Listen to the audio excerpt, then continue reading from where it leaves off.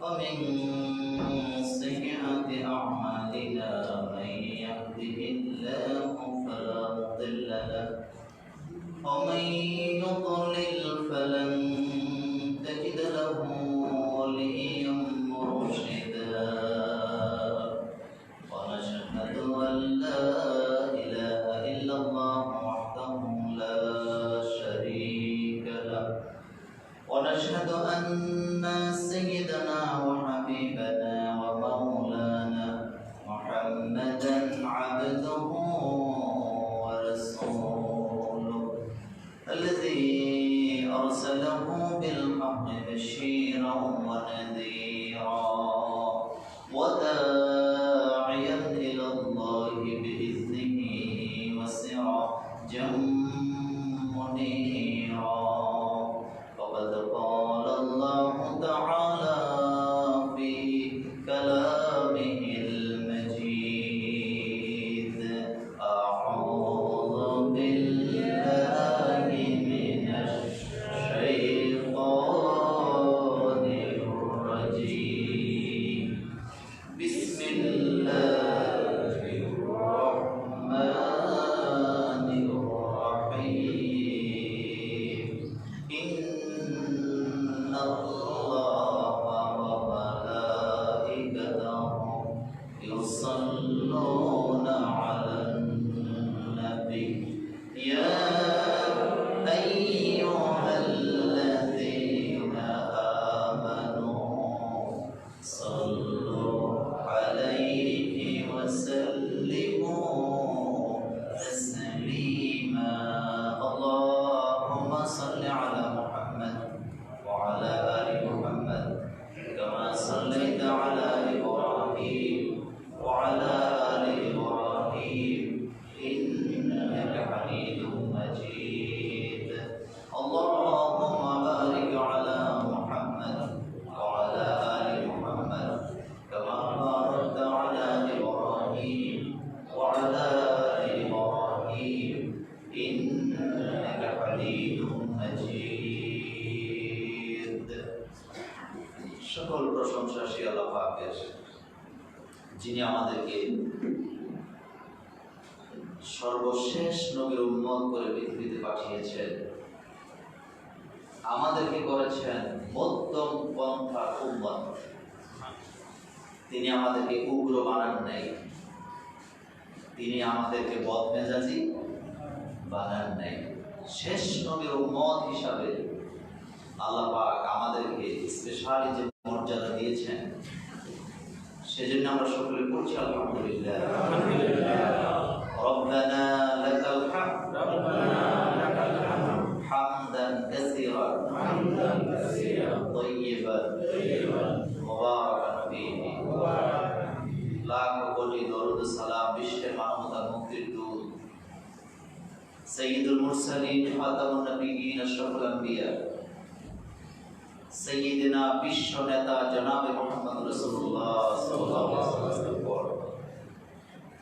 পৃথিবীতে যত নেতা যত দার্শনিক যত রাজনীতিবিদ যত পীর যত মাশায়েখ যাদের আবির্ভাব ঘটেছিল পৃথিবীর একজন নেতা শিক্ষক দার্শনিকের নাম বলতে পারবেন না জিনার পার্সোনাল এবং পাবলিক চরিত্রগুলা অনুসরণ করা যায় কিন্তু একজনই আছেন তিনার জীবনের প্রতিটি সেকেন্ড মানুষের জন্য অনুসরণীয় অনুকরণীয় আর তিনি হচ্ছেন আপনার আমার নবী জনাবে মুহাম্মদ রাসূলুল্লাহ সাল্লাল্লাহু আলাইহি ওয়াসাল্লাম তিনার একটি জীবন নয় পৃথিবীর মানুষগুলা এক একজন এক একটা সাবজেক্টে পারদর্শী হয় কেউ জুলজি কেউ ভুটানি বিভিন্ন ধরনের কেউ রাষ্ট্রবিজ্ঞান কেউ সমাজ বিজ্ঞান এক একজন এক একটা সাইড নিয়ে লেখাপড়া করেন কেউ সায়েন্স পড়েন কেউ কমার্স করেন কিন্তু একজনই আছেন সর্বসেক্টরে যার জ্ঞান আল্লাহ দিয়েছেন তিনার নাম হচ্ছে মুহাম্মাদুর রাসূলুল্লাহ সাল্লাল্লাহু আলাইহি ওয়াসাল্লাম তিনি যে নীতি প্রণয়ন করে গেছেন শিখিয়ে গেছেন তিনি শুধু রাষ্ট্র নিয়ে চিন্তা করেন নাই, তিনি পরিবার নিয়েও চিন্তা করেছেন। তিনি শুধু শিক্ষা নিয়ে চিন্তা করেন নাই, শিক্ষার পরে মানুষ কিভাবে মানুষ হওয়া লাগবে তার বাস্তব জীবনের চিত্রটাও আমাদের জন্য রেখে গেছেন। সুবহানাল্লাহ। তিনি একদিকে রাষ্ট্রপ্রধান, আরেকদিকে পরিবারের প্রধান। তিনি একদিকে শিক্ষক, তিনি আরেকদিকে সেনাপ্রধান। আপনি চিন্তা করতে পারেন কি চরিত্র দিয়ে আল্লাহ তাকে দুনিয়াতে পাঠিয়েছেন, যার কারণে কিয়ামত পর্যন্ত যত মানুষ আসবে, দার্শনিক আসবে, একজন মানুষকে যদি না জানতে পারেন তার জীবন হালাক হয়ে যাবে, বরবাদ হয়ে যাবে, তার জীবনের কোনো দাম নাই। আর সেই মানুষটা হলো মুহাম্মাদুর রাসূলুল্লাহ। আজকে বক্তৃতা দেয়া হয় রবি ঠাকুরকে যে না জানে তার জীবন নাকি ব্যর্থ। ফালতু কথা, ফালতু কথা, মূর্খ কথা। রবি ঠাকুরকে জানার আমার প্রয়োজন নাই, কার্ল মাস্টার লেনিনের জীবনে জানার আমার প্রয়োজন নাই। আমার জানার প্রয়োজন হচ্ছে মুহাম্মাদুর রাসূলুল্লাহ। কোন রাজনীতিবিদ যদি বলেন আমি রাজনীতি করতে চাই, তিনিও যদি মুহাম্মদ সাল্লাল্লাহু আলাইহি ওয়াসাল্লামের চরিত্র না জানেন, তার রাজনীতি কখনো সফলতা পাবেন না। একজন স্বামী যদি বলেন আমি ভালো স্বামী হতে চাই, ভালো মানুষ হতে চাই, সেও যদি বিশ্বনবীর পারিবারিক জীবন না জানে, সেই লোকটা জীবনও ভালো মানুষ হতে পারবে না। এজন্য আল্লাহ পাক এক বাক্যে পৃথিবীর মানুষের জন্য বলে দিলেন, লাকাদ কানা লাকুম ফি রাসূলিল্লাহি উসওয়াতুন হাসানাহ। লাকাদ কানা লাকুম ফি রাসূলিল্লাহ, আল্লাহ পাক বলছেন আমার রাসূলের চরিত্রে, আদর্শেই রয়েছে তোমাদের কল্যাণ। আদর্শ, সুন্দর চরিত্র যদি গঠন করতে চাও, মুহাম্মদ সাল্লাল্লাহু আলাইহি ওয়াসাল্লামকে অনুসরণ করো। কাকে অনুসরণ করো? মুহাম্মাদুর রাসূলুল্লাহ। পৃথিবীর প্রত্যেকটা মানুষের চরিত্র দুই প্রকার, একটা হচ্ছে পাবলিক আর একটা পার্সোনাল। পাবলিক যেটা সেটা আমরা দেখি, পার্সোনাল চরিত্রের ব্যাপারে আমাদের কোনো খবর নেই। কিন্তু বিশ্বনবীর ব্যাপারে নবীজি নিজেই বলেছেন, আমার জীবনের প্রকাশ্যে গোপনেও আমার স্ত্রীরা ও আমার উম্মতেরা, রাতের আধারে আর দিনের আলোতে আমি মুহাম্মদ সাল্লাল্লাহু আলাইহি ওয়াসাল্লামের মধ্যে যে চরিত্রগুলি তোমরা খুঁজে পাও সবগুলা মানুষকে জানায় দাও। সুবহানাল্লাহ। এমন কথা কি কেউ বলতে পারবে? না। মোল্লা নাজিম অনেক বড় বক্তা, মিজানুর রহমান আজহারি বিশাল বক্তা, চরমনার বিশ্বাস হুজুর বিশাল বড় পীর, কিন্তু তিনার ময়দানের কথাগুলি মানুষকে জানানো যাবে।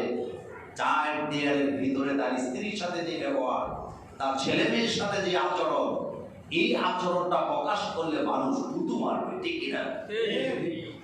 আর বিশ্বনবী বলছেন রাতের আধারে ও আমার স্ত্রীরা, রাতের আধারে দিনের আলোতে, তার মানে রাতেরটাও বলো দিনেরটাও বলো, প্রকাশ্য যেটা সেটাও বলো, অপ্রকাশ্য যেটা সেটাও বলে দাও। সুবহানাল্লাহ।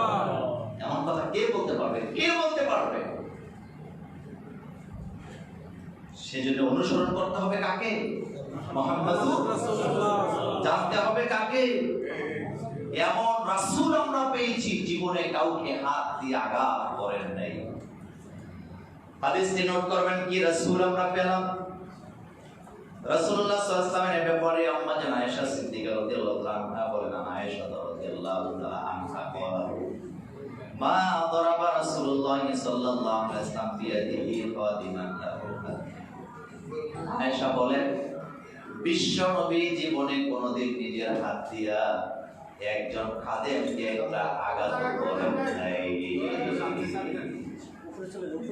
খুব ঠান্ডা মাথায় চিন্তা করেন, মা দরাবা রাসূলুল্লাহ সাল্লাল্লাহু আলাইহি ওয়াসাল্লাম বিয়াদিহি খাদিমান লাহু। রাসূলুল্লাহ সাল্লাল্লাহু আলাইহি ওয়াসাল্লাম জীবনে কোনোদিন কাজের লোকের গায়ে হাত দেয় নাই। আর আমাদের দেশে এমন নেতা নাই, আছে? কথা আসতে বলেন, আছে? এমন অফিসার নাই, আছে? এমন চেয়ারম্যান নাই, আছে? এমন মেম্বার নাই, আছে? এমন এমপি নাই, আছে? এমন মানবাধিকার কর্মী নাই, আছে? কাজের মেয়ের উপরে, কাজের ছেলের উপরে কি পরিমাণ অত্যাচার! আর তিনার স্ত্রী সাক্ষ্য দিচ্ছেন, আম্মা জান আয়েশা সিদ্দিকা রাদিয়াল্লাহু আনহা বলছেন রাসূল সাল্লাল্লাহু আলাইহি ওয়াসাল্লাম জীবনে কোনোদিন কোনো খাদেমের গায়ে হাত দেয় নাই। আল্লাহু আকবার। কার পিছে ঘুরছো? যে সমস্ত নেতা নেত্রীরা বড় বড় গলা ফুটাইয়া বক্তৃতা দেয়, অমুকের অধিকার চাই, তমুকের অধিকার চাই, অধিকার তাদের কাছে নাই। অধিকার রয়েছে একজনের চরিত্র, তিনি হচ্ছেন মুহাম্মাদুর রাসূলুল্লাহ। তার চরিত্র নিয়ে যারা কথা বলে, আল্লাহ কোরআনে বলেছেন তার জন্মের ঠিক নাই। কিসে ঠিক নাই? জন্মের ঠিক নাই। জন্মের ঠিক নাই। এটা মোল্লার কথা নয়, এটা কার কথা? আল্লাহ পাকের কথা। কোন সাহসে তার চরিত্র নিয়ে কথা বলো? আর তার চরিত্র নিয়ে যারা কথা বলে, তাদেরকে যারা সাপোর্ট দেয়, তাদের চরিত্র ঠিক নেই।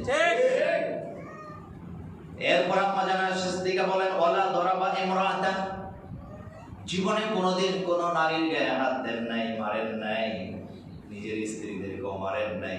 ওয়ালা দরাবা বিয়াদিহি শাইউন ইল্লা আইয়ুজাহিদু ফি সাবিলিল্লাহ।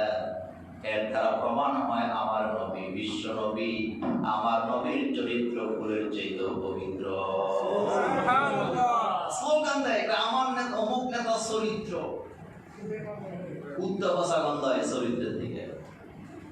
একজনই আছেন তিনার চরিত্র ফুলের চাইতেও পবিত্র, তিনি হলেন আপনার আমার নবী মুহাম্মদ। কি চরিত্র তার, কি চরিত্র! প্রত্যেকটা সেক্টরে কত সাজানো গুছানো তার চরিত্র। সুবহানাল্লাহ, সুবহানাল্লাহ। এই হচ্ছে নবীর চরিত্র। বিশ্বনবীর ছেলে নাই? আছে। মেয়ে নাই? আছে। ছেলে কয়জন? তিনজন। তিনজন। নামগুলি মনে রাখবেন। কাসেম, এটা বড় ছেলে। এই জন্য আমাদের দেশে বাপের নামে বাপ এবং মাকে ডাকা হয় ছেলে মেয়ের নামে। বড় বাচ্চাটার নাম যেই নাম হয়, অমুকের বাপ তমুকের বাপ বলে কি বলে না? বলে। বিশ্বনবীকে বলা হতো আবুল কাসেম, কাসেমের বাবা। তাছাড়া সবার বড় ছেলের নাম কি ছিল? আবুল কাসেম। কাসেম। 2 নম্বরে আব্দুল্লাহ, 3 নম্বরে ইব্রাহিম। কয়টা নাম বলে? কাসেম। 2 নম্বর, 3 নম্বর ইব্রাহিম। বিশ্বনবীর 4 জন মেয়ে ছিল। 1 নম্বরে জয়নব, 2 নম্বরে রুকাইয়া, 3 নম্বরে উম্মে কুলসুম, 4 নম্বরে ফাতিমা। 3 জনের নাম মানুষ নেয় না, কিন্তু একজনের নামের পাশে মা বানায় দিয়েছে। সুবহানাল্লাহ, সুবহানাল্লাহ কইতে কইছি। রুকাইয়ার নাম নেয় না, উম্মে কুলসুমের নাম নেয় না, নাম নেয় কার? তাও আবার কি নামে ডাকে? এটা আপনারা অন্যভাবে নেবেন না, এটা শিয়ারা ছড়াই দিয়েছেন। কারণ রাসূল সাল্লাল্লাহু আলাইহি ওয়াসাল্লামের মেয়ে কয়টা? 4টার মর্যাদাই সমান। রাসূল সাল্লাল্লাহু আলাইহি ওয়াসাল্লাম হযরত আয়েশা সিদ্দিকা রাদিয়াল্লাহু আনহার বড়রা, রাসূল সাল্লাল্লাহু আলাইহি ওয়াসাল্লাম হযরত ফাতেমা রাদিয়াল্লাহু আনহার সাথে সবকিছু শেয়ার করতেন বেশি। কি করতেন বেশি? আর আজকে উম্মে কুলসুমের নামে আমাদের দেশে একটা ক্যাসেট ছিল আগে, যে খাবার করছে ফাতেমারে দাওয়াত দেয় নাই, জুতা দিয়ে ফিডনের দরকার। বুখারী বর্ণনা, বিশ্বনবী বলেছেন, আমার আহলে বাইতকে নিয়ে যারা বাজে কথা বলে, কিয়ামতের ময়দানে আমি বিশ্বনবী তাদের বিরুদ্ধে মামলা দায়ের করব। মুহাম্মদ সাল্লাল্লাহু আলাইহি ওয়াসাল্লামের মেয়ের বিরুদ্ধে কোন সাহসে তোরা কথা বলছ? আর আমরা মুসলমান এটা শুনে শুনে চোখের পানি ফেলে, আরে ফাতেমারে দাওয়াত দিছে না, এজন্য খাবারগুলি পাথর হয়ে গেছে। ওর বাপের মাথায়। রাসূল সাল্লাল্লাহু আলাইহি ওয়াসাল্লামের মেয়েদের চরিত্র এমন হতেই পারে না। মিথ্যা কথা, এই কথার কোনো ভিত্তি নেই। রাসূলের মেয়েরা হলো আমাদের বোন, রাসূলের বিবিরা হলো আমাদের মা। কথা বলতে হবে, রাসূলের মেয়েরা আমাদের কি? বোন। বোন।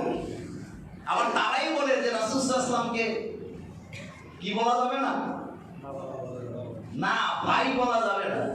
তো রাসূল সাল্লাল্লাহু আলাইহি ওয়াসাল্লাম যদি ফাতেমা রাদিয়াল্লাহু আনহাকে মা বলতে ডাকতেন, তাহলে আমিও যদি মা বলে ডাকি, তো আমার কাতা রাসূল সাল্লাল্লাহু আলাইহি ওয়াসাল্লামের কাতারে এনে দাঁড় করাইলাম কি করাইলাম না? ফাতেমা রাদিয়াল্লাহু আনহা আমাদের কি হয়? বোন। আর নবীর স্ত্রীরা আমাদের মা। এটা মনে রাখবেন। তাহলে কয়জন মেয়ে? 4 জন। জয়নব, রুকাইয়া, উম্মে কুলসুম, ফাতিমা রাদিয়াল্লাহু তাআলা আনহুন্না। এজন্য আল্লাহ পাক বলছেন, লিমান কানা ইয়ারজুল্লাহ ওয়াল ইয়াউমিল আখির, যদি আখিরাতে কল্যাণ পেতে চাও, তাহলে আমি আমার নবী মুহাম্মদ সাল্লাল্লাহু আলাইহি ওয়াসাল্লামের চরিত্রই তোমাদের চরিত্র হওয়া লাগবে। মেয়েদেরকে ছেলেদেরকে আল্লাহ রাসূল কত আদর করতেন। আমি ব্যাখ্যা দেব না, গুরুত্বপূর্ণ কিছু কথা আমার সামনে রয়ে গেছে। আজকে আমরা আলোচনা করছি মুহাম্মদ সাল্লাল্লাহু আলাইহি ওয়াসাল্লামের পারিবারিক জীবন, মুহাম্মদ সাল্লাল্লাহু আলাইহি ওয়াসাল্লামের পারিবারিক জীবন। এরপরে আমরা রাষ্ট্রীয় জীবন নিয়ে আলোচনা করব ইনশাআল্লাহ। রাসূলুল্লাহ সাল্লাল্লাহু আলাইহি ওয়াসাল্লাম তিনি হচ্ছেন সতর্ককারী। কি কারী? সতর্ককারী। কোরআনুল কারীমে আল্লাহ বলেন ওয়ানজির আশিরাতাকাল আকরাবিন। হে নবী, আপনি আপনার আহলে বাইত, আপনার আপনজনকে আপনি সতর্ক করেন আখিরাতের ব্যাপারে, কবরের আযাবের ব্যাপারে, মওতের কষ্টের ব্যাপারে। এই আয়াত যখন নাযিল হয়ে গেল, আল্লাহ নবী সাল্লাল্লাহু আলাইহি ওয়াসাল্লাম মেয়েদেরকে ডাকলেন, স্ত্রীদেরকে ডাকলেন, জামাতাদেরকে ডাকলেন, সকলকে ডেকে ঘোষণা দিলেন নিজের আমল ঠিক করো, কারণ আমি নবী মুহাম্মদ সাল্লাল্লাহু আলাইহি ওয়াসাল্লাম কিয়ামতের ময়দানে তোমাদের আমল যদি ভালো না হয় বাঁচাতে পারবো না। ফাতিমা রাদিয়াল্লাহু আনহাকে ডেকে বললেন, মা রে, তোমার নিজের আমল তুমি ঠিক করো, আমলে যদি গলদ থাকে নবীর মেয়ে ফাতিমা হিসাবে কিয়ামতের ময়দানে আল্লাহর আদালত থেকে মুক্তি পাওয়ার কোনো ব্যবস্থা নাই। চিন্তা করো, বিশ্ব নবীর মেয়ে, সেখানে বিশ্ব নবীর মেয়ে, তাকে মুহাম্মদ সাল্লাল্লাহু আলাইহি ওয়াসাল্লাম বলতেছেন নবীর মেয়ে হিসাবে মুক্তি পাওয়ার কোনো ব্যবস্থা নাই। আপনি হিসাবে বাঁচাইব। চিন্তা করছেন, পীর সাহেবদেরকে সম্মান করে কলিজা দিয়া, কিন্তু কোন পীর যদি কোন মুরিদকে আশ্বাস দেয় কিয়ামতে সুপারিশ করবে, অথবা কোন মুরিদ যদি আশা করে পীর সাহেবের উপরে ভোট দিয়া জান্নাতে যাবে, দুই দল ভণ্ড ভণ্ড ভণ্ড। আনজির আশিরাতাকাল আকরাবিন, এই আয়াতের সাথে কুফরি করা হচ্ছে আজকে। রাসূল সাল্লাল্লাহু আলাইহি ওয়াসাল্লাম বলছেন তুমি আমার মেয়ে হিসাবে নাজাত পাবা না। দুই নম্বরে জামাতাদেরকে বলেন, আলীকে ডেকে বলেন, আলী আমার নবীর জামাতা হিসেবে কিয়ামতের ময়দানে মুক্তি পাবা না। তিন নম্বরে স্ত্রীদেরকে ডেকে বললেন নবীর স্ত্রী হিসেবে বাঁচতে পারবা না, নিজের আমল নিজেই ঠিক করা লাগবে। নবীজি তাদেরকে ডেকে বললেন কুল মা কুনতু বিদআম মিনার রাসূল। নবীজি বললেন আমি নতুন রাসূল না, আমার আগে আরো অনেক রাসূল এসেছে, আমার আগে অনেক কিতাব এসেছে। ওমা আদরি মা ইউফআলু বি ওয়ালা বিকুম, আমি জানি না। মুহাম্মদ সাল্লাল্লাহু আলাইহি ওয়াসাল্লাম বলতেছেন ওমা আদরি, আমি জানি না, মা ইউফআলু বি ওয়ালা বিকুম, কিয়ামতের ময়দানে তোমাদের সাথে আল্লাহ কেমন আচরণ করবে জানি না, আমার সাথে কেমন আচরণ করবে সেটাও জানি না। আল্লাহু আকবার। একথা নোট কত, একথা নোট কত। এটি সূরা আহকাফের আয়াত 9 নম্বর আয়াত, বাড়িতে যে খুলবেন। রাসূল সাল্লাল্লাহু আলাইহি ওয়াসাল্লাম বলেন কুল মা কুনতু বিদআম মিনার রাসূল, আমি তো নতুন রাসূল না, আমার আগে অনেক রাসূল আসছে, কিতাব এসেছে। ওমা আদরি, আমি জানি না। ওমা আদরি ওয়াহিদ মুতাকাল্লিমের সিগা, আমি জানি না। মা ইউফআলু বি ওয়ালা বিকুম, কেমন আচরণ তোমাদের সাথে আল্লাহ কিয়ামতে করবে, আমার সাথে কেমন আচরণ করবে আমি জানি না। আল্লাহু আকবার। কিসের পীর সাহেব আপনারে বাঁচাবে? হ্যাঁ, পীর ধরবেন, উনি আমার ওস্তাদ, উনি আমাকে নামাজ শিখাবেন, উনি আমাকে কোরআন শিখাবেন, ইসলামী আন্দোলন শিখাবেন। যেই পীর আমাকে কোরআন হাদিস শিখায় না, শুধু হাদিয়া পাওয়ার জন্য তালিম দেয় জিকির আজকারের, ওই পীর আমার পীর হতে পারে না। পৃথিবীতে শ্রেষ্ঠ তালিম হচ্ছে কোরআনের তালিম। কিসের তালিম? কোরআনের তালিম।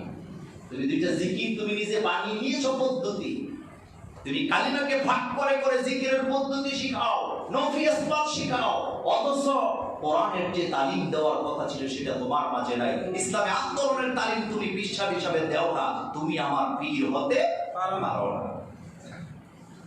নবীজি বললেন আমি জানি না আমার সাথে কেমন আচরণ করা হবে। ইন আত্তাবিউ ইল্লা মা ইউহা ইলাইয়া ওয়া মা আনা ইল্লা নাযীরুম মুবিন, আমার কাছে ওহী আসে মাত্র, আমি ওহীকে অনুসরণ করি, আমি তো তোমাদেরকে জান্নাতে নেওয়ার ঠিকাদারি দেই নাই, তবে নাযীরুম মুবিন, আমি তোমাদেরকে সতর্ক করার জন্য এসেছি। আমি তো সতর্ক করি তোমাদেরকে। স্ত্রীদেরকে ডাকলেন, গুরুত্বপূর্ণ কথা আসছে সামনে, ঠান্ডা মাথায় বুঝবেন। আজকের পৃথিবীতে স্ত্রীর সাথে কত আবেগময় কথা হয়। স্বামী মরে গেলে স্ত্রী পাগল হয়ে যায়, স্ত্রী মরে গেলে স্বামী পাগল করা হয়ে যায়। কিন্তু বিশ্বনবীর ব্যাপারে আল্লাহ কি বলছে দেখেন। রাসূলুল্লাহ সাল্লাল্লাহু আলাইহি ওয়াসাল্লাম স্ত্রীদেরকে ডেকে সামনে বসালেন আর বললেন, ইয়া আইয়ুহান নাবিয়্যু কুল লি আজওয়াজিক, হে নবী আপনি আপনার বিবিদেরকে ডাকেন আর বলে দেন। কে বলতেছে? আল্লাহ। কাকে বলতেছেন? নবীকে, মুহাম্মাদুর রাসূলুল্লাহ। নবীকে আল্লাহ বলতেছে আপনি আপনার স্ত্রীদেরকে ডাকেন, আপনি আপনার স্ত্রীদেরকে ডাকেন।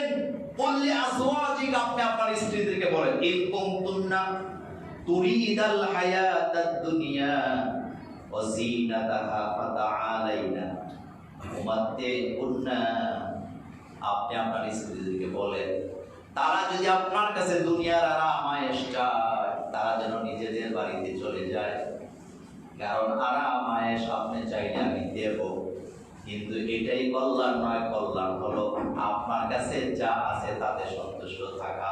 যদি আপনার কাছে যা তারা পেয়েছ, কিছুই পায় নাই, খেজুর পাতার পাটি পাইছেন। আমাদের দেশের অনেক মহিলা আছেন স্বামীকে খোটা দেয়, তোর কাছে বিয়ে বলে কিছুই পাই নাই, এমন স্ত্রী আছে না? আসতে বলেন। কিন্তু নবীজি ডেকে বললেন, আমার কাছে যা আছে তাতে যদি সন্তুষ্ট হতে না পারো তোমরা চলে যাও, তবে মনে রাখবা আর তোমাদের সাথে আবার দেখা হবে না, কিয়ামতে তোমরা আমাকে আর পাবা না। স্ত্রীরা বললেন, দুনিয়া চাই না আখিরাত চাই। স্বামীটা ভালো, 5 ওয়াক্ত নামাজ পড়ে, মুখলেস, এরপর বউরা খোটা দেয়, তোর কাছে আগে কিচ্ছু পাইছি না। এরকম আছে না নাই? আছে। তো 6 তলা বাড়ি, রাতের বেলা গাঞ্জা খেয়ে তোর কাছে আগে ভালো আছে। ভালো মানুষের দাম এটা বেশি না টাকার দাম বেশি? সম্পদের দাম বেশি নাকি ভালো মানুষের দাম বেশি? ভালো মানুষের দাম বেশি। চরিত্রের দাম আল্লাহর কাছে অনেক বেশি। নবীজি বললেন, তোমরা যদি চলে যেতে চাও চলে যাও, আমি তোমাদেরকে বাধা দেব না, তবে এই যে যাবা আর আমার সাথে তোমাদের দেখা হবে না। স্ত্রীর কি রাজি হইলেন? না। বললেন না আমরা যাব না, আমরা দুনিয়া চাই না, আমরা কি চাই? আখিরাত চাই। আপনার কাছে তো কোনো কষ্টে নাই, আপনি তো গালি দেন না, আপনি তো বকা দেন না, আপনি তো ধমকি দেন নাই। হযরত খাদিজাতুল কুবরা রাদিয়াল্লাহু তাআলা আনহা তিনি বলেন, 15টা বছর রাসূল সাল্লাল্লাহু আলাইহি ওয়াসাল্লামের সাথে গোশ সংসার করলাম, একদিন তিনি আমাকে একটা ধমকি দিয়ে কথা বলেন। সুবহানাল্লাহ। ধমকি দেই না? আমরা দেই না? সবাই দেই, দেব না কেন? দিচ্ছি তো, আমিও দেই। কিন্তু মুহাম্মদ সাল্লাল্লাহু আলাইহি ওয়াসাল্লামের ব্যাপারে খাদিজাতুল কুবরা বলেন, 15 বছর গোশ সংসার করলাম, একদিন একটা ধমকি দিয়ে কথা বলে। কি নবী আমার, কি নবী আমার! আল্লাহু আকবার, আল্লাহু আকবার। নবীজির ঘর সংসার আছে না নাই? আছে। গুরুত্বপূর্ণ হাদিস নোট করেন, মাথায় মাথায় ঢুকান। আনিল আসওয়াদ বল, হযরত আসওয়াদ রাদিয়াল্লাহু আনহু বলেন, সাআলতু আয়েশা রাদিয়াল্লাহু তাআলা আনহা, আমি আম্মা জান আয়েশা সিদ্দিকা রাদিয়াল্লাহু আনহাকে জিজ্ঞেস করলাম, মা কানান নাবিয়্যু ইয়াসনাউ ফি বাইতিহি, আমরা তো বিবিদের সাথে ঘরের ভিতরে থাকি, চার দেয়ালের ভিতরে থাকি, নবীজিও সেভাবে স্ত্রীদের সাথে চার দেয়ালে থাকতেন, ঘরের ভিতরে থাকতেন। আপনি আমাদেরকে বলেন নবীজি ঘরের ভিতরে কি করতেন? চিন্তা করছেন? বিশ্ব নবী, শ্রেষ্ঠ পয়গম্বর, শ্রেষ্ঠ পয়গম্বর, তার ব্যাপারে জিজ্ঞেস করা হচ্ছে। মুহাম্মদ সাল্লাল্লাহু আলাইহি ওয়াসাল্লাম তো ঘরে থাকতেন, আপনাদের সাথে কি করতেন? তিনার ঘরের ভিতরে চার দেয়ালের আচরণটা কেমন ছিল? قالت আম্মা জান আয়েশা বলতেছেন, স্ত্রী বলতেছেন, কানা ইয়াকুনু ফি মিহনাতি আহলিহি, তানি খিদমাতা আহলিহি, খিদমাতা আহলিহি।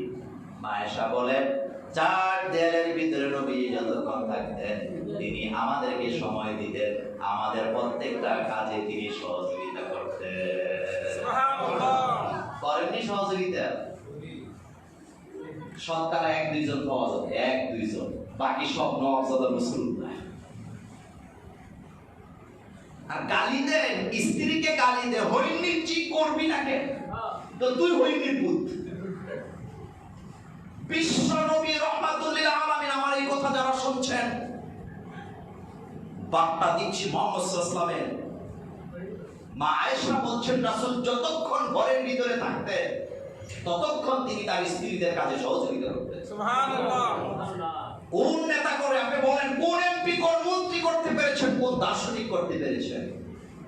নিজে অমুক দলের তমুক নেতা স্ত্রীকে সময় দেওয়ার সুযোগ পায় না, যার কারণে স্ত্রী ডাইভের সাথে চলে যায়,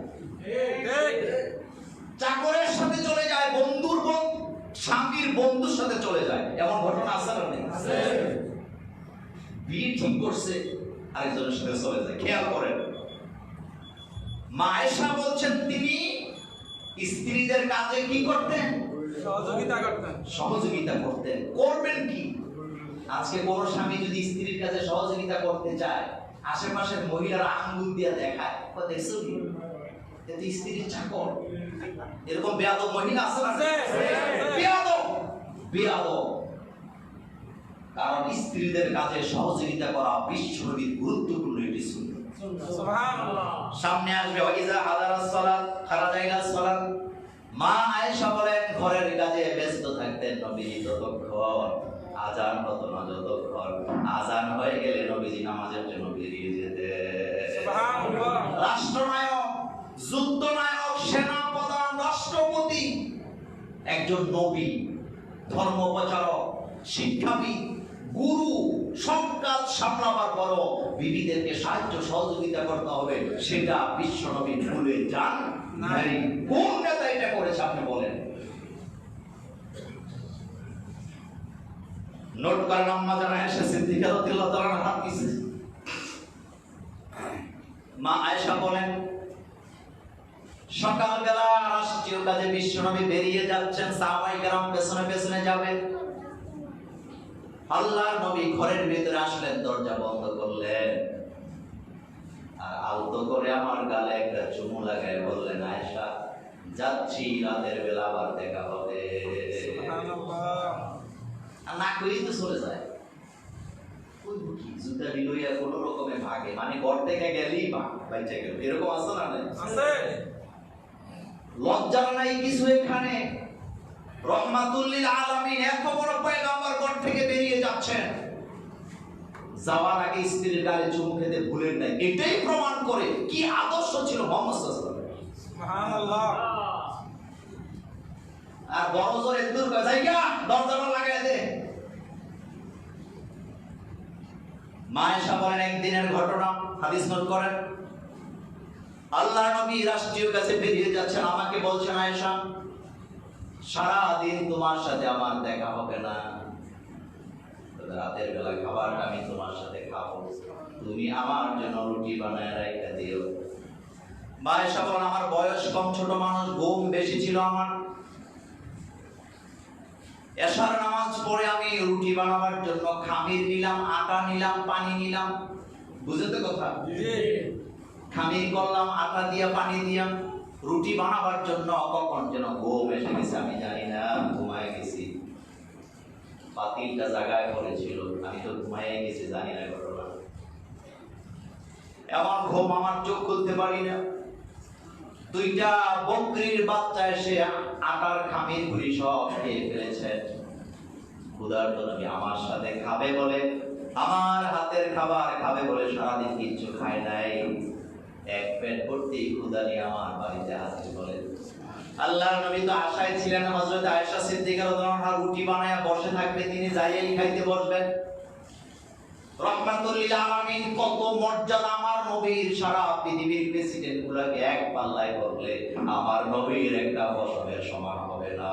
সুবহানাল্লাহ। সেই নবী ঘরে গেছে রাতের বেলা,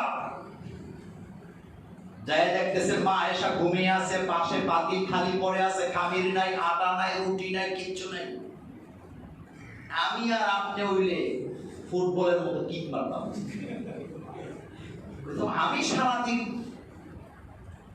সারাদিন এত কষ্ট করে আসছি আর তুই ঘুমাস? ও থই নিচ্ছি, বলতো কিনা? আসলে ঠিক এমনই করে, এমনই করে। আমি অনেক সময় মা বোনদেরকে বলি, আপনার যদি একটা থাপ্পড় দেয় আপনি 10টা দিবেন। এটাই করা উচিত, এটাই করা উচিত। কোন সাহসে বিবির গায়ে হাত দাও? রাসূল সাল্লাল্লাহু আলাইহি ওয়াসাল্লাম দেখলেন, ডাকও দেয় নাই, কারণ ঘুম নষ্ট হবে। সুবহানাল্লাহ, সুবহানাল্লাহ। আল্লাহ নবী বুঝতে পারলেন, পাশেই দেখলেন ছাগল দুইটা বসে বসে জাবর কাটতেছে।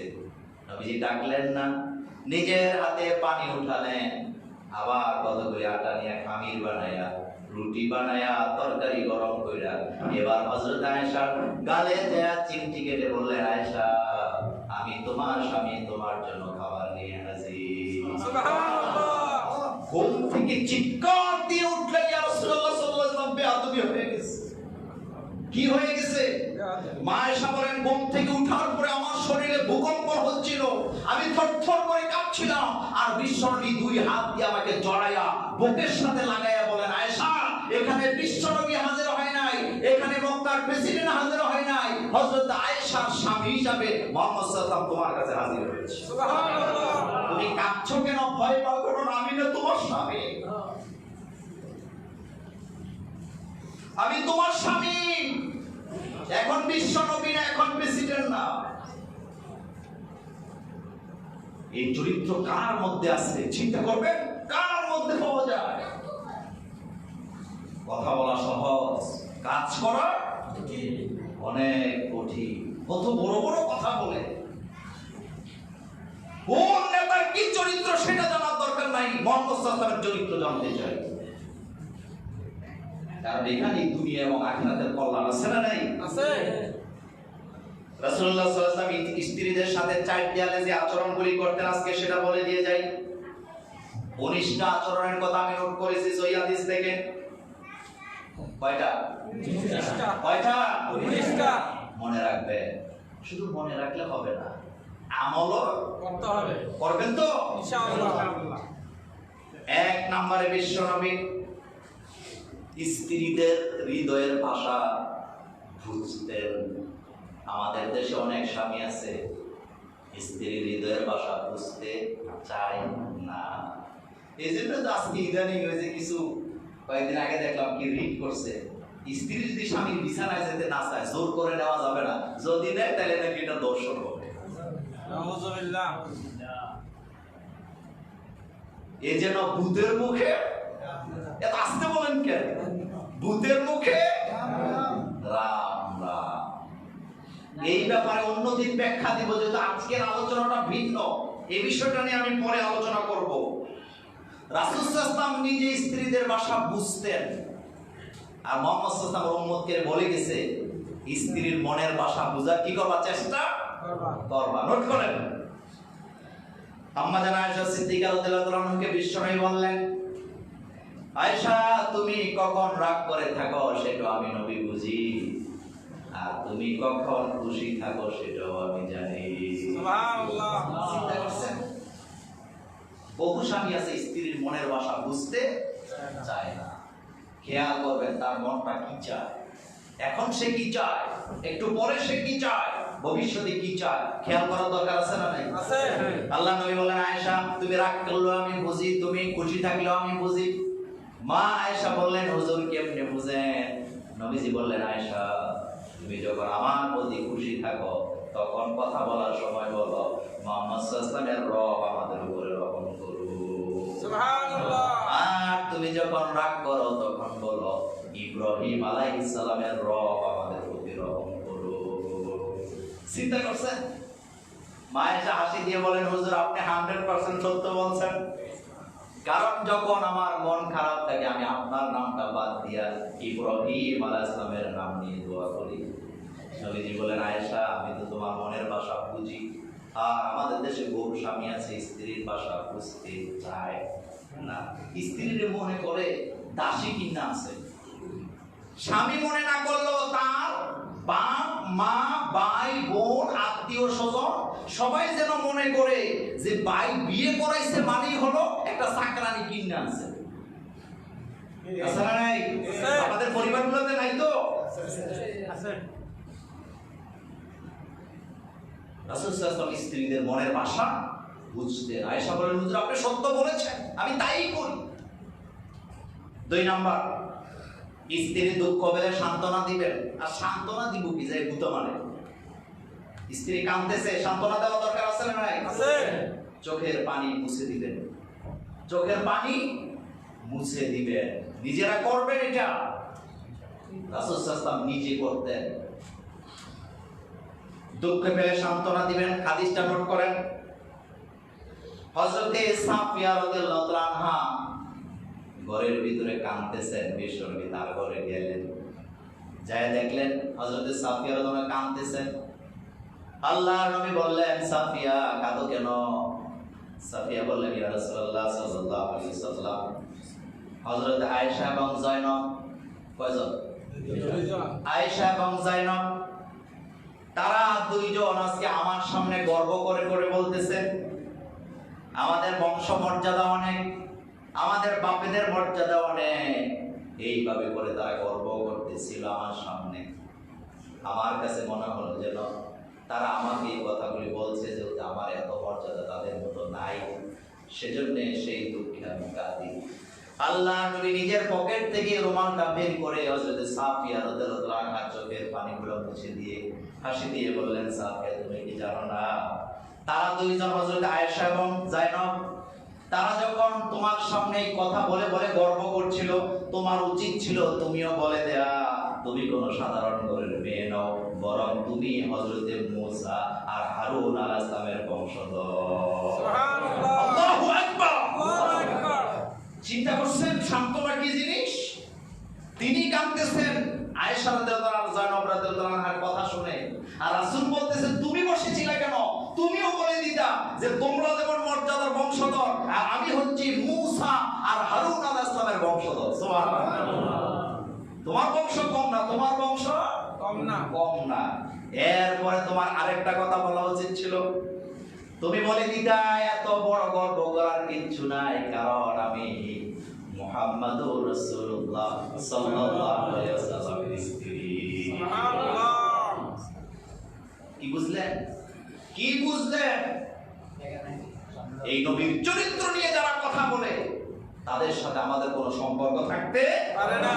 কি নবী আমার সান্ত্বনা দিচ্ছেন, তুমিও বলে দিতা, তুমিও বলে দেওয়ার দরকার ছিল। 3 নাম্বার, স্ত্রীর কোলে মাথা রেখে ঘুমাতেন মুহাম্মাদুর রাসূলুল্লাহ। আম্মা জান আয়েশা সিদ্দিকা রাদিয়াল্লাহু আনহা বলেন, অন্যান্য নবীদের সাথে আমার নবীর পার্থক্য আছে, যেমন অন্যান্য নবীদের উপরে ওহী নাযিল হওয়ার আগে নবীদেরকে বলে দাও অমুক জায়গায় আসেন, ওহী নাযিল করা হবে। কিন্তু মুহাম্মদ সাল্লাল্লাহু আলাইহি ওয়াসাল্লামের ব্যাপারটা ভিন্ন। অনেক সময় এমন ঘটেছে মুহাম্মদ সাল্লাল্লাহু আলাইহি ওয়াসাল্লাম আমার কোলের উপরে মাথা রেখে ঘুমিয়ে আছেন বা শুয়ে আছেন, এমন অবস্থায় জিবরাইল আমিন ওহী নিয়ে হাজির হয়েছে। কার কোলে মাথা রেখে ঘুমাতেন মুহাম্মদ সাল্লাল্লাহু আলাইহি ওয়াসাল্লাম? স্ত্রীদের। আম্মা জান আয়েশা সিদ্দিকা রাদিয়াল্লাহু আনহা বলেন, আল্লাহ নবী যখন ঘরে থাকতেন অবসর সময়টা তিনি বালিশে মাথা দিয়ে ঘুমাতেন না, আমার পায়ের উপরে মাথাটা রেখে ঘুমায় দিতেন। করেন তো এটা? সময় নাই, ফেসবুক চালায় বই বই, এরকম নাই? আছে। কথা আসতে বলেন কেন? আছে। বিশ্ব নবী শিখাচ্ছেন কিভাবে স্ত্রীর সাথে ঘরে ব্যবহার করবেন। মাথা কোথায় থাকবে? স্ত্রীর কোলে। আবার কাম ফালাই দিয়া না, অবসর সময়। খাদিজাতুল কুবরা বলেন,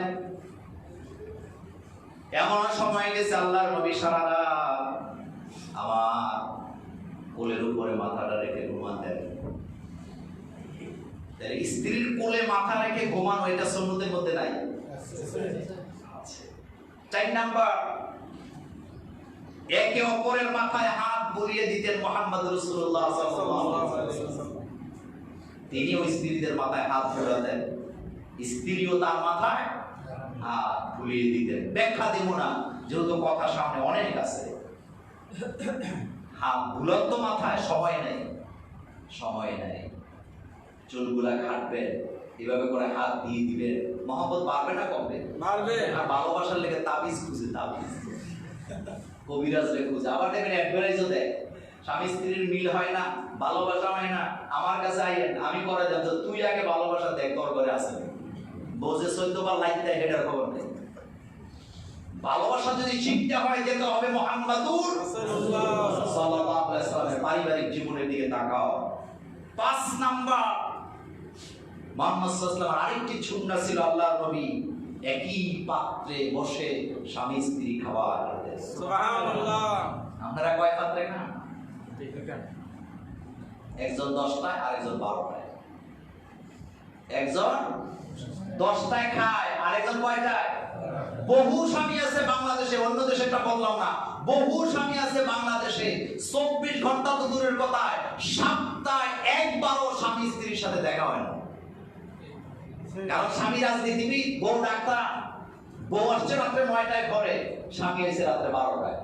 কারোর সাথে কারো দেখা নাই, যার যার খাবার দিয়ে দেখায় দুইজন দুই রুমে, কারণ সকালবেলা আবার যেতে হবে কাজে। এটার নাম সংসার না। সংসার যদি শিখতে চাও, ভালোবাসা যদি শিখতে চাও, মুহাম্মদ সাল্লাল্লাহু আলাইহি ওয়াসাল্লামের বাস্তব জীবনের দিকে তাকাও।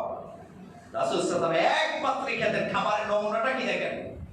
আম্মা জান আয়েশা সিদ্দিকা রাদিয়াল্লাহু আনহা বলেন, আমি পানির গ্লাসটা হাতে নিয়ে পানি পান করতেছি, আল্লাহর নবী 2 চোখ তুলে আমার দিকে তাকিয়ে আছেন, পানিটা কেউ জায়গায় মুখ লাগায় খাচ্ছি। অর্ধেকটা পানি পান করে আমি রেখে দিলাম, আল্লাহর নবী গ্লাসটা উঠায় নিয়া আমি যেই জায়গায় ঠোঁট লাগায়া পানিটা পান করেছি, সেই জায়গায় ঠোঁট লাগায় নবীজি পানি পান করতেছে। আমি জিজ্ঞেস করলাম, ইয়া রাসূলুল্লাহ সাল্লাল্লাহু আলাইহি ওয়াসাল্লাম, এই জায়গায় আমি ঠোঁট লাগায়া পানি পান করলাম, আপনিও কেন সেটা করলেন? নবীজি বললেন, আমার স্ত্রীরা দুনিয়ার উম্মতকে শিখায় দিয়ে যায় স্ত্রীদেরকে কিভাবে ভালোবাসা লাগে। সুবহানাল্লাহ। আল্লাহ আল্লাহ, কি নবী আমার, কি নবী! আজকে ফ্রান্স তমক বিশ্ব নবীকে নিয়ে ব্যঙ্গচিত্র করে, এগুলি গণার আমাদের টাইম নাই, এগুলি গণার আমাদের টাইম নাই। তোরা যত বিরোধিতা করবে, অরফানা আলাকা, বলে অরফানা আলাকা, তোরা তোদের বিরোধিতার কারণে যারা আমার নবীকে জানতো না, তারা আজকে কোমরে গামছা বেঁধে বিশ্ব নবীর চরিত্রকে জানার জন্য পাগল হয়ে গিয়েছে। সুবহানাল্লাহ। মা আয়েশা বলেন, গোশত খাইতেছি হাড্ডি সহ, আমার কাছে ভালোই লাগতেছে, খাচ্ছি। খাবারের পরে গোশত পুরাটাই খাইছি, হাড্ডিটা রেখে দিলাম দস্তরখানার উপরে। রহমাতুল লিল আলামিন পয়গম্বর হাড্ডিটা উঠে নিয়ে চাবাচ্ছেন। আমি জিজ্ঞেস করলাম, ইয়া রাসূলুল্লাহ সাল্লাল্লাহু আলাইহি ওয়াসাল্লাম, আমি তো খাওয়ার সময় দুটো গোশত রাখি নাই, জরমের মধ্যেই তো খাইছি, আপনি কেন এটা মুখে লাগান? আল্লাহর নবী বললেন, আয়েশা, আমি আমার স্ত্রীদেরকে ভালোবাসি, সেজন্য তোমার সাথে মহব্বত যেন আল্লাহ আরো বাড়ায় দেয়, সেজন্য তোমার হাড্ডিটা চাবালাম। সুবহানাল্লাহ। কি নবী! সময় নাই, স্ত্রীদের সময় দেওয়ার সময়, স্ত্রীদেরকে সময় দেওয়া এটা ফরজ, সময় দিতেই হবে, সময় দিতেই হবে।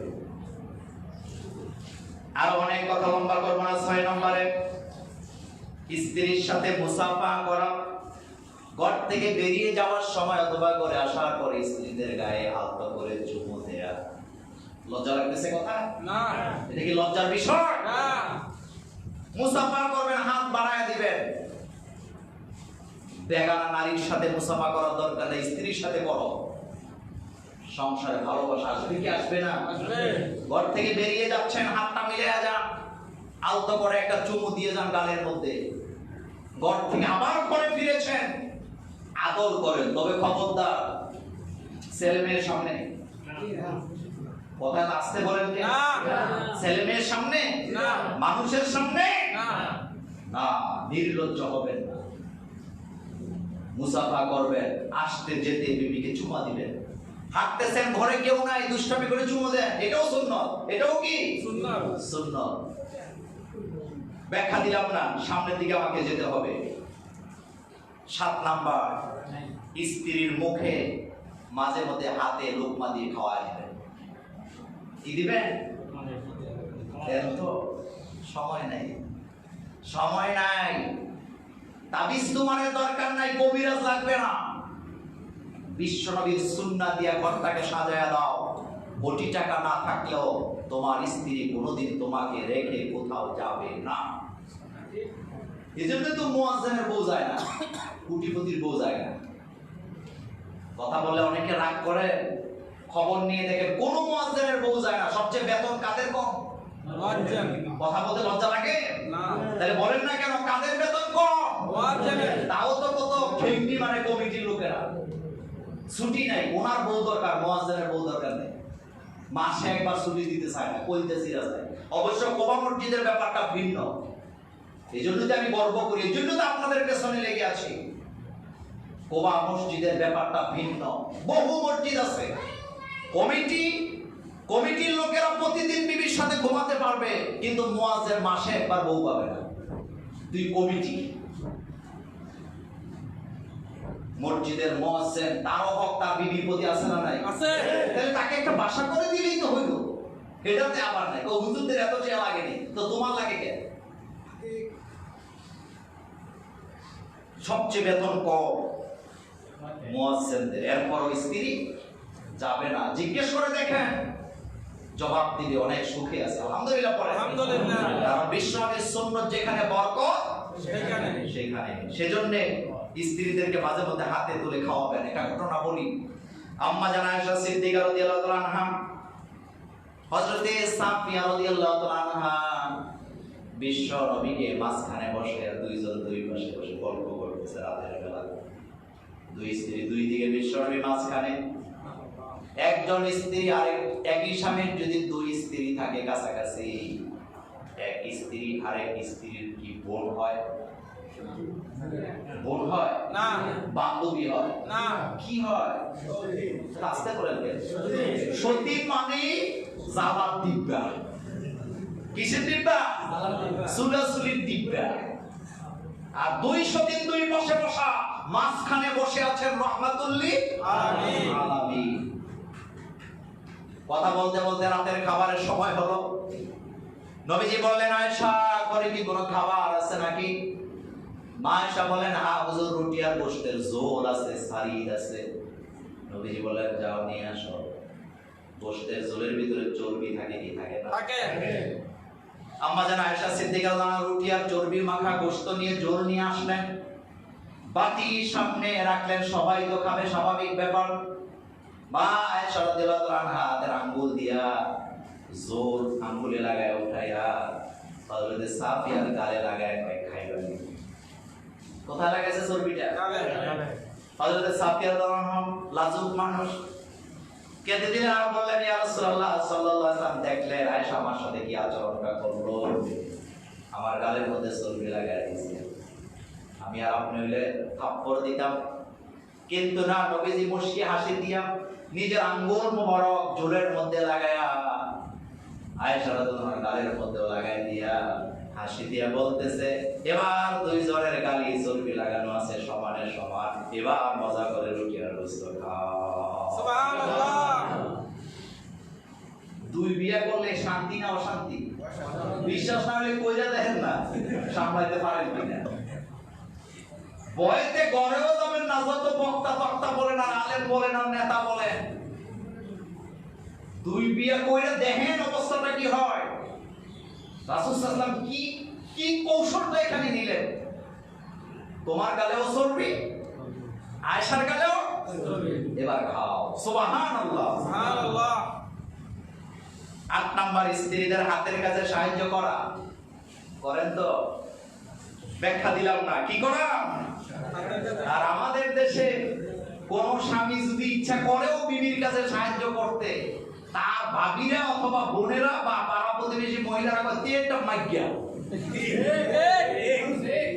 কথাকে আমি বাড়ায় বলতেছি না, একটা তো তোরা লিখে আবো, কারণ সে মাইজ্ঞা নয়, সে বিশ্বনবীর সুন্নাত পালন করতেছে। আবার নিজের স্বামী কাজ না করলে ১৪টা বেঠি দেয়, কিন্তু আরেকজনের স্বামী যদি কাজ করে, দেখো এটা মাইজ্ঞা পুরুষ। জানেননি ওমো প্যারি বউ ছাড়া কিচ্ছু বুঝে না, সারাদিন বউর কাজ করে। তুই গুখা গিয়া এরকম বলে না? বলে। কোন কোন এলাকায় বলে বেচ্চা। কোন কেন এলাকায় বলে, অথচ এটি মুহাম্মদ সাল্লাল্লাহু আলাইহি ওয়াসাল্লামের গুরুত্বপূর্ণ একটি সুন্নাত। খাদিজা তো কোবরা বলেন আমি তরকারি কুটতেছি, মুহাম্মদ সাল্লাল্লাহু আলাইহি ওয়াসাল্লাম এসে আমাকে হাত থেকে আমার বটিটা নিয়ে নিজে তরকারি কুটতেছেন আর বলতেছেন খাদিজা আমি তোমাকে সহযোগিতা করব। সুবহানাল্লাহ। প্রত্যেক স্ত্রী সাক্ষ্য দিয়েছেন মুহাম্মদ সাল্লাল্লাহু আলাইহি ওয়াসাল্লাম সকলকে কাজে কি করতেন, সাহায্য করতেন। স্ত্রীর কাজে সহযোগিতা করা। যারা শুনছেন মিডিয়ার মাধ্যমে আমার কথাগুলা, স্ত্রীর কাজে স্বামী কর্তৃক সহযোগিতা করা এটা মাইজ্ঞা নয়, এটা বেইজ্ঞা নয়, এটা কাপুরুষত্ব নয়, বরং এটাই বীর পুরুষত্ব, এটাই মুহাম্মদ সাল্লাল্লাহু আলাইহি ওয়াসাল্লামের সুন্নাত। সুবহানাল্লাহ।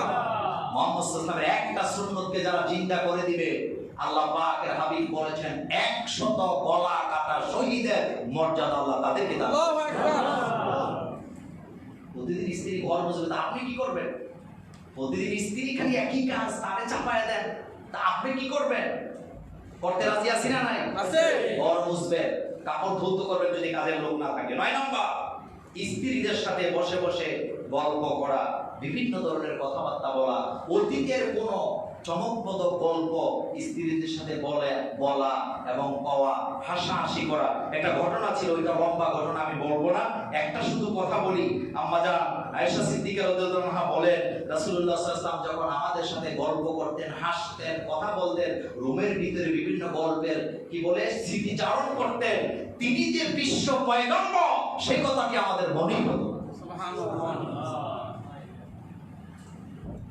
কারণ এটা স্ত্রীর ঘর, এখানে নেতাগিরি চলে না। চলবে না। নেতাগিরি চলবে নাকি?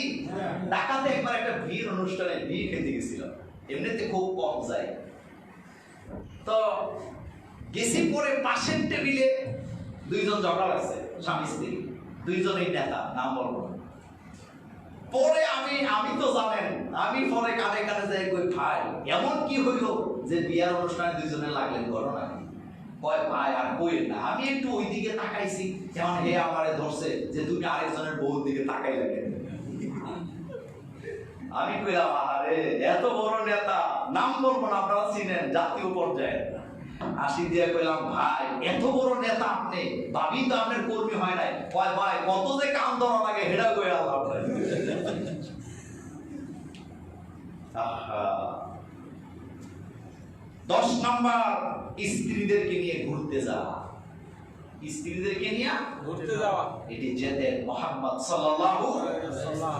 11 নাম্বার, স্ত্রীদের সাথে দৌড় প্রতিযোগিতা করা। গোল্লা সুপ খেলছেন তো আগে, স্ত্রীদের সাথে খেলবেন, দিনে না রাইতে? কথা তো আসতে গেল, ছাদ থাকে ছাদের উপরে খেলবেন, ছাদ নাই এমন জায়গায় চলে যাবেন কেউ যাতে না পায়। দৌড় প্রতিযোগিতা, এই হাদিসটা আপনারা জানেন, সেজন্য আজকে এটা আর বললাম না। রাসূল সাল্লাল্লাহু আলাইহি ওয়াসাল্লাম দৌড় প্রতিযোগিতা দিতেন কি দিতেন না? দিতেন। এই হাদিস কি সহিহ নাকি দুর্বল? সহিহ। দৌড় দিতেন, আনন্দ, এটা কি আনন্দ। বিশ্বনবী আনন্দটাও দিতেন কত কৌশলে। দূরে একটা গাছ দেখা যায়, নবীজি বলেন চলো দৌড় দেই। মা আয়েশা বললেন, আমি হাসি দিয়ে বললাম হুজুর আপনি কি আমার সাথে দৌড়ে পারবেন নাকি? বলে চলো দৌড় দেই, দৌড় দেয়া হলো। মা আয়েশা বলেন আমি বিশ্বনবীর অনেক আগে যাই, চলে গেলাম, হাসি দিলাম, নবীজি আসলো, বললাম হুজুর দেখলেন আপনি তো আমার সাথে পারেন নাই। নবীজি মুসকে হাসি দিলেন, কিছু বলে না, মনে মনে করে টের পেয়ে ভবিষ্যতে, কারণ উস্তাদের মায়ের কিছু কয় নাই। কারণ আজকে যদি নবীজি ফাঁসট হইতেন, হযরত আয়েশা সিদ্দিকার মন খারাপ হতো, ভেঙে যেত, খারাপ হতো। সুবহানাল্লাহ। সুবহানাল্লাহ। এজন্য বিবির সাথে এমন আচরণ করা যাবে না যে স্ত্রীর মন ভেঙে যায়, এমন কথা বলা যাবে না স্ত্রীর মন ভেঙে যায়। স্ত্রীকে সবসময় উপরে রাখবেন। কোথায় রাখবেন? উপরে। আর গালি দিয়া থামাই তাহলেই যেন বেড়াগিনি। মা সবার কয়েকদিন পরে রাসূল কাল্লাল্লাহু আবার দৌড় দেন। আমি তো ভাবছিলাম আজকেও পাস হবো, কিন্তু না, চোখের পলকে নবীজি জায়গা মতো চলে গেলে আমি হাঁপাইতে গেলাম। আল্লাহ নবী হাসি দিয়ে বললেন, আয়েশা ওই দিনের জবাব আজকে দিয়ে দিলাম। সুবহানাল্লাহ। ওই দিনের জবাব আজকে দিলাম। 12 নম্বর, স্ত্রীদের নাম থাকার পরেও নিজে একটা সুন্দর নামে ডাকা। অনেকগুলি হাদিস, হযরত আয়েশা বলেন রাসূল আমাকে হুমায়রা বলে ডাকতেন। সুবহানাল্লাহ। সুবহানাল্লাহ। কি বলে? হুমায়রা। হুমায়রা মানে লালি, টকটকে লাল। গোলাপের মতো লাল। এই জন্য স্ত্রীদেরকে আমাদের দেশে সুনু মনু, আর স্ত্রীরা কয় কি কয় ওরে বাবা, স্বামীরে কি কয় বাবু, বাবু খাইছুনি, জুতা দিয়ে পিটানো দরকার তো করে। চিন্তা করছেন? দম দেখায় দম, বাবু খাইছুনি তো, তোরে বাবু কইতে কইছে। ব্যাখ্যা দিলাম না, অনেক কথা জানি এই ব্যাপারে, যেহেতু মসজিদের ভিতরে কথা বলি। কিসের বাবু ডাকছে? বাবু কই তুমি, তো তোরে এটা কইতে কইছে নি? আম্মা জান আয়েশা সিদ্দিকা বলেন রাসূল সাল্লাল্লাহু আলাইহি ওয়াসাল্লাম আমাকে হুমায়রা বলে ডাকতেন। কি বলে ডাকতেন? হুমায়রা। হুমায়রা। হুমায়রা অর্থ কি? লাল লালি, টকটকে লাল। রাসূল এইভাবে করে স্ত্রীদেরকে খুশি করতেন। সুন্দর একটা নাম দিবেন, আবার টুনটুনি, সুনটুনি এগুলি দরকার নেই। এরপরে 13 নাম্বার, প্রিয়তমা স্ত্রীদের জন্য নিজেকে সাজুগুজু করা। এটা কোরআনের একটি আয়াতের ব্যাখ্যায় আছে। আল্লাহ পাক কোরআনে বলছেন যে ইয়া বনি আদম খুযু যিনাতাকুম ইনদা কুল্লি মসজিদ। এজন্য নিজেকে পরিপাটি রাখা, প্রস্তুত রাখা। 14 নাম্বার, সুগন্ধি ব্যবহার করা। কি ব্যবহার করা? সুগন্ধি। এমন একটি সুগন্ধ ব্যবহার করবেন আপনি ঘরের দরজায় আসলেই যেন আপনার স্ত্রী টের পায় যে আমার প্রিয়তম স্বামী চলে এসেছে। এই জন্য দেখবেন যারা আতর ব্যবহার করে বা সুগন্ধি ব্যবহার করে, কোন লোক যদি কোনো একটা সুগন্ধি ব্যবহার করে, তার ছেলে মেয়ে হোক বা তার স্ত্রী হোক বুঝে যে উনি আসছেন, কারণ এই গ্রাম আর কারো শরীরে পাওয়া যায়। এই জন্য সুগন্ধি ব্যবহার করেন। রাসূল সাল্লাল্লাহু আলাইহি ওয়াসাল্লাম করতেন। বুখারীর বর্ণনা আসছে, ইমাম বুখারী বলেন রাসূল সাল্লাল্লাহু আলাইহি ওয়াসাল্লাম যখন সাহাবায়ে কেরাম যখন রাসূলকে খুঁজে পেত না, তখন তারা রাস্তায় নাক টানতেন যে কোন রাস্তা থেকে আতরের ঘ্রাণ পাওয়া যায়, সেই রাস্তায় মুহাম্মদ সাল্লাল্লাহু আলাইহি ওয়াসাল্লামকে তারা খুঁজে। সুবহানাল্লাহ। এই জন্য একটা আতর ব্যবহার করবেন আপনার কাছে যেটা ভালো লাগে, সফট একটা আতর, যেটা ঘ্রাণ পাইলে আপনার স্ত্রী বুঝতে পারে যে আমার স্বামী এসে গেছে। 15 নাম্বার, দাম্পত্য জীবনের উপভোগ্য বিষয়গুলি কারো কাছে বলা যাবে না। বিয়ে করছে, কালকা বাসর রয়েছে, পরশুদিন বন্ধুরা কয় দোস্ত আয় গল্প করব, এরপরে গোল মিটিং হয়, হইয়া এরপরে স্ত্রীর গোপন কথা বলে। এরকম বেয়াদব আছে। আবার অনেক জায়গায় এরকম আছে, আপনার বড় কনেকে বাসর করে দিয়া গোয়েন্দাগিরি করে। এই ব্যাপারে হাদিস আছে, মাসনাদ আহমদে বিভিন্ন ধরনের রিওয়ায়াতে আসছে। রাসূল সাল্লাল্লাহু আলাইহি ওয়াসাল্লাম বলেন, যারা অন্যের গৃহে চোখ দেয়, কান দেয়, আমার হাতে যদি একটা বল্লম থাকে, আমার মন চায় আমি তার চোখ এবং কানটা জীবনের মতো অচল করে দিই। নাউযুবিল্লাহ। স্বামী স্ত্রীর গোপন কথা কারো কাছে বলা হালাল না হারাম? হারাম। বলা যাবে না। বলে দেয়, বন্ধুর কাছে বলে দেয়, অমুকের কাছে বলে দেয়। খবরদার, দাম্পত্য জীবনের কোনো বিষয় কারোর সাথে শেয়ার করা যাবে না। এটা গোপন বিষয়, গোপনই থাকবে। 1 মিনিটে শেষ করে দিব। এরপরে 16 নাম্বার, স্ত্রীর পরিবারের লোকদেরকে সম্মান করা, তাদের খোঁজ খবর রাখা। এটা রাখেননি, উল্টা চলে। বউ যদি তার স্বামীর বাড়ির আত্মীয় স্বজনকে ফোন না করে, লাগলো আগুন। কিন্তু স্বামী তার বউয়ের আত্মীয় স্বজনকে একদিন ফোন করে। এই নিয়ে জগৎটি নাই আমাদের সমাজে। না, স্ত্রীর পরিবারের লোকদের খবর নেবেন, কে কোথায় আছে, কিভাবে আছে। খবর নিলে আপনার স্ত্রী খুশি হবে না বেজার হবে? খুশি হবে। এরপরে 17 নাম্বার, স্ত্রীদের দোষ কথায় কথায় তালাশ করা যাবে না। দোষ তালাশ করা যাবে না। দোষে গুণে কথা বলেন, দোষে গুণে মানুষ। রাসূলুল্লাহ সাল্লাল্লাহু আলাইহি ওয়াসাল্লাম বলেছেন, স্ত্রীর আজকের একটা অপরাধের কারণে চূড়ান্ত ফয়সালা নিও না। অতীতের একটা ভালোবাসা, ভালো কাজের বিনিময়ে তাকে মাফ করে দাও। সুবহানাল্লাহ। কথা আমি আরেকবার রিপিট করব, স্ত্রীর আজকের অপরাধের কারণে চূড়ান্ত ফয়সালা নিও না। অতীতের একটা ভালো কাজ মনে করে, স্মৃতিচারণ করে আজকের অপরাধ মাফ করে দাও। আল্লাহ কোরআনে বলেছেন, ওয়াল কাযিমিনাল গায়যা ওয়াল আফিনা আনিন নাস আল্লাহু ইউহিব্বুল মুহসিনিন। যারা মানুষকে ক্ষমা করে, গোসা হজম করে, আল্লাহ বলেন আমিও তাকে মাফ করে দেই। সুবহানাল্লাহ। 18 নাম্বার, স্ত্রীর সাথে সালাম বিনিময় করা। কি করা? সালাম বিনিময়। গুড মর্নিং না, গুড মর্নিং কুত্তা গায়ে বলি থাক তুই, কিসের তোর গুড মর্নিং? আবার আমাদের দেশে একটা ভুল কথা ছড়ায়, ভালো থাকবেন।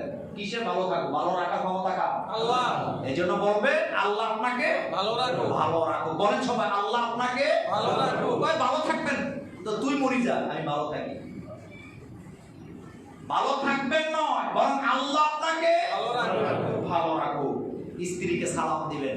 মা আয়েশা বলেন পর্দার আড়ালে দাঁড়ায় থাকতাম, পর্দার আড়ালে দাঁড়ায় থাকতাম সালাম দেওয়ার জন্য, বিশ্বনবী দূর থেকে সালাম দিয়ে দিতেন। সুবহানাল্লাহ। 19 নাম্বার, এটা বলি শেষ। 19 নাম্বার, কোমলতা প্রদর্শন করা। স্ত্রীর সামনে দারোগা মেজাজ নিয়ে যাবেন নাকি কোমল হৃদয় নিয়ে যাবেন? কমল। কথা এত আজ থেকে, কমল। এত আজ থেকে কোমল হৃদয়, সফট। আপনার স্ত্রী যেন বলতে বাধ্য হয় যে আমার স্বামী সবচেয়ে পৃথিবীর নরম স্বামী, আমার স্বামী সবচেয়ে কোমল হৃদয়ের অধিকারী, আমার স্বামী সবচেয়ে মেজাজের ভারসাম্য রক্ষা করে চলার স্বামী। আলহামদুলিল্লাহ। আলহামদুলিল্লাহ। স্ত্রীর সামনে দারোগা মেজাজ না কোমল হৃদয়? কোমল হৃদয়। কোমল হৃদয় বলতে কি বুঝে? করে না কো ফুসফাস, মারে না কো, এখন আর বলে না, করে না কো দুষ্পাত। মারে না কো, দুষ্টাস। নেই কোনো উৎপাত। উৎপাত, খায় শুধু দুধপাত। দুধপাত। কবিতার ব্যাখ্যা অনেক রকমের করা যায়, এখানে অনেক হেডমাস্টার আছেন, মাস্টার আছেন। করে না কো ফুসফাস, মারে না কো ঢুলটাস, নেই কোনো উৎপাত, খায় শুধু দুধপাত। দুধ। এমন স্বামী হওয়ার চেষ্টা করেন। বিশ্বনবীর শেষ হাদিসটা বলে যে আল্লাহ রাসূল সাল্লাল্লাহু আলাইহি ওয়াসাল্লাম বলেছেন পৃথিবীর শ্রেষ্ঠ পুরুষ ওই পুরুষ যে তার স্ত্রীদের কাছে ভালো, আর যে তার স্ত্রীদের কাছে ভালো সে পৃথিবীর সবার কাছে ভালো। আগামী জুমাতে কুবা মসজিদের খুতবা হবে রাসূলুল্লাহ সাল্লাল্লাহু আলাইহি ওয়াসাল্লামের রাজনৈতিক জীবন, বৈপ্লবিক জীবন নিয়ে আলোচনা হবে।